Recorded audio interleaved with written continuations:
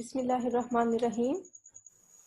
I am Dr. Sana Jabin, working as an assistant professor in Department of Botany, Division of Science and Technology, University of Education, Lahore.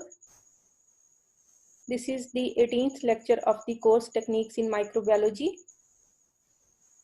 This lecture is the continuation of previous lecture that was about the molecular approaches used to identify the microorganisms.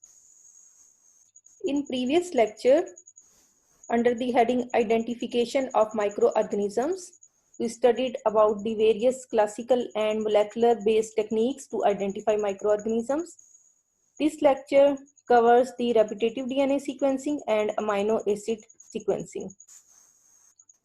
So let's start with the repetitive DNA sequences. Repetitive DNA sequences is another assay that is based on highly conserved and repetitive DNA sequences. These sequences are present in many copies, that is, they have a high copy number in the genome of microbes, particularly gram-negative and some gram-positive bacteria. There are three families of repetitive sequences. The first one is the 154 base pair box elements. The other one is the 124 to 127 base pairs of enterobacterial repetitive intergenic consensus sequence. You can also write it shortly as ERIC. The third one is 35 to 40 base pairs of repetitive extragenic palindromic sequences. These sequences are generally found at distinct sites between the genes, that is, they are intergenic. Because they are conserved among genera, oligonucleotide primers can be used to specifically amplify the repetitive sequences by the polymerase chain reaction.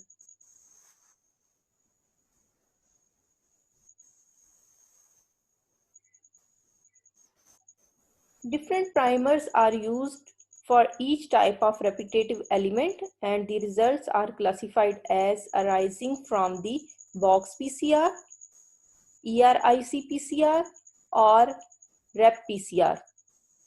So, depending upon the families, we can name the techniques as box PCR, ERIC PCR, or rep PCR. Here in this figure, you can see the multiple techniques which are used to amplify and analyze such sequences. In each case, the amplified fragments from many microbial samples can be resolved and visualized on an gel electrophoresis system. Here you can see how these samples are collected. You can also take the sample from the Petri plate in the form of colony. You can extract the DNA from the broth culture, as well as you can take the sample from the skin lining. Then you will isolate the DNA using any of the techniques used for the specific microorganisms.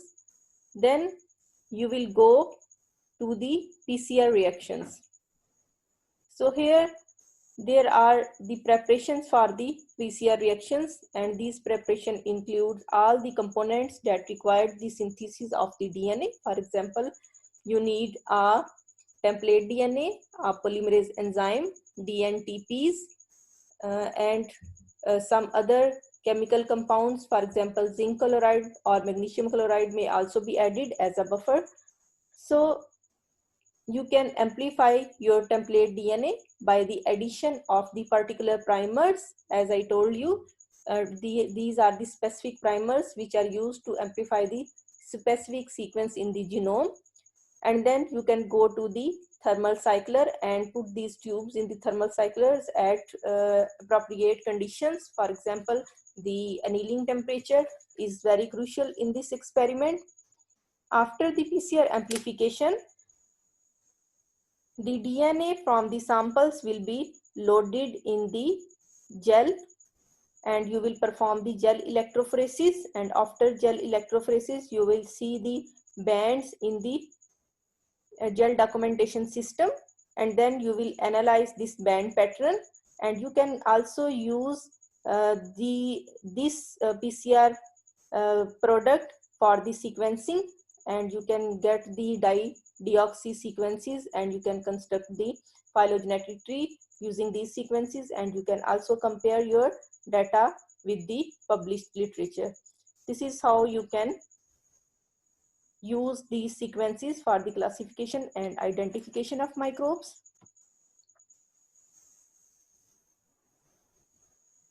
So here you can see each lane of the gel corresponds to a single microbe isolate, and the pattern created by many samples resembles to a UPC barcode, that is the universal product barcode.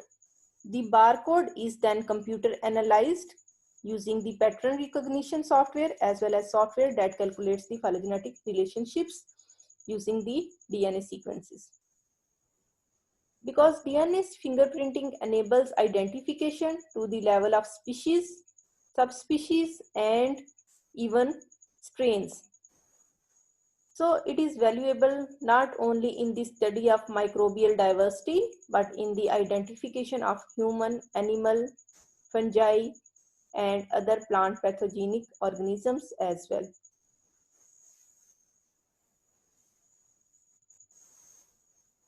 So here is another method, that is amino acid sequences, which is also used to classify and identify microorganisms. These amino acid sequences of proteins directly reflect the messenger RNA sequences and therefore represent the genes coding for their synthesis. There are several ways to compare the proteins.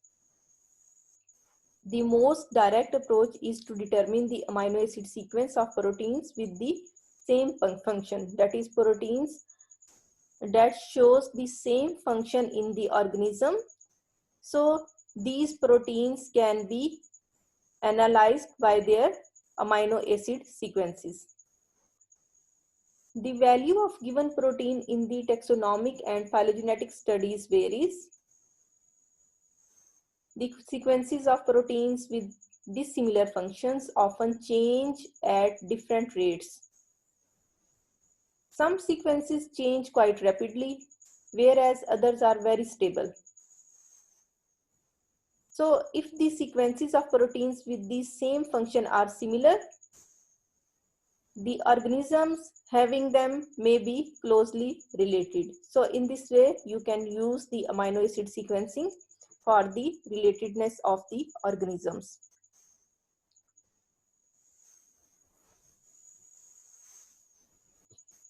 The sequences of the sequences of various parts of the proteins can be used to analyze the amino acid sequences. These proteins includes the amino acids of cytochromes and other electron transport chain proteins, histones, heat shock proteins, transcription and translation proteins, and a variety of metabolic enzymes. Enzymes are also protein in nature, so you can also analyze the enzymes for the amino acid sequencing. These proteins have been used in taxonomic and phylogenetic studies as well.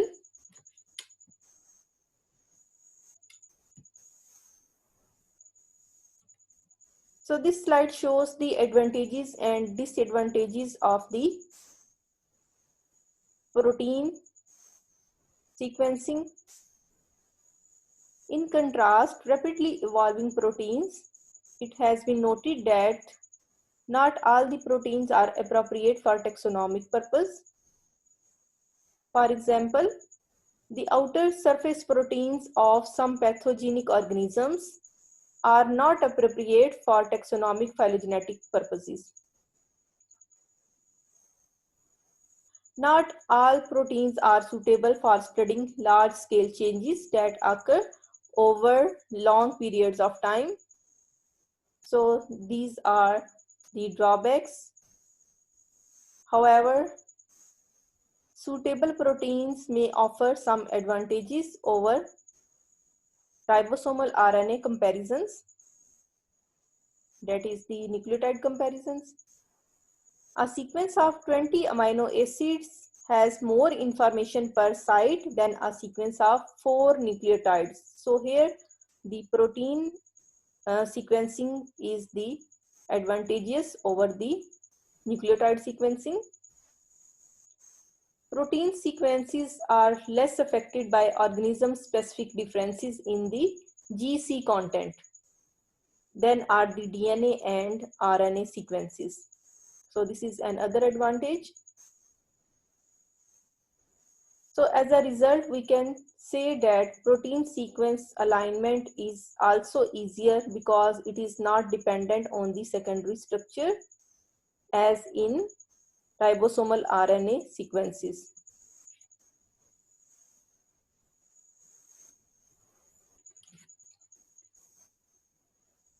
There are several ways to compare the proteins instead of amino acid sequencing. The most direct approach which we have just studied is the determination of the amino acid sequences with the same function. Because protein sequencing is slow and expensive, more indirect methods of comparing proteins frequently have been used. The first one is the electrophoretic mobility. That is, electrophoretic mobility of proteins is useful in studying relationships at the species and subspecies level. You can analyze the extracted proteins by passing them on the gel, and in this way you will use the vertical gel system for the analyzation of protein. Antibodies can discriminate between very similar proteins, so you can also use the antibodies to identify the proteins. The immunological techniques are used to compare the proteins from different or microorganisms, and these techniques include the antibody isolation and purification, ELISA, immunoblotting, as well as immunohistochemistry. So these are other methods of protein comparisons that can be used in place of amino acid sequencing, because amino acid sequencing is a very expensive and slow procedure.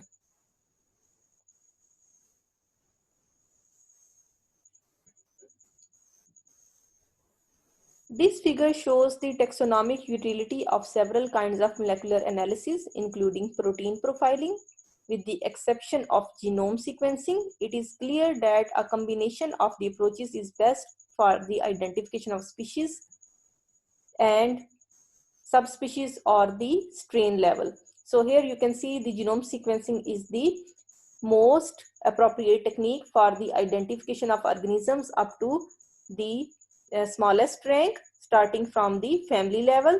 The other approaches may include some drawbacks. Some may not be used to resolve the organisms up to the species or the subspecies level. So if you combine all these techniques, then you will get the precise identification of the organism. So this picture shows the relative taxonomic resolution of various molecular techniques.